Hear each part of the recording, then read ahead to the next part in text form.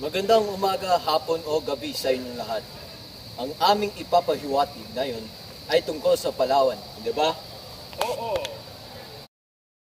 Isa sa mga tanawin dito ay ang Estrella Waterfalls na bumababa sa isang ilog kung saan pwede kang lumangoy at umihi. Joke lang.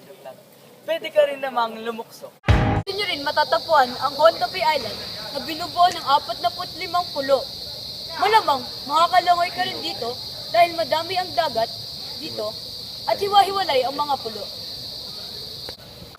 Malamang, mapapagod at magugutom kayo, ngunit makakabili din kayong pagkain dito, tulad ng tamilo, lato, adobong buwaya, at tirik.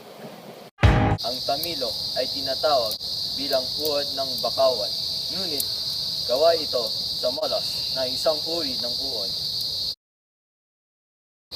Ang tirik naman ay ang laman ng isang inihaw na sea urchin.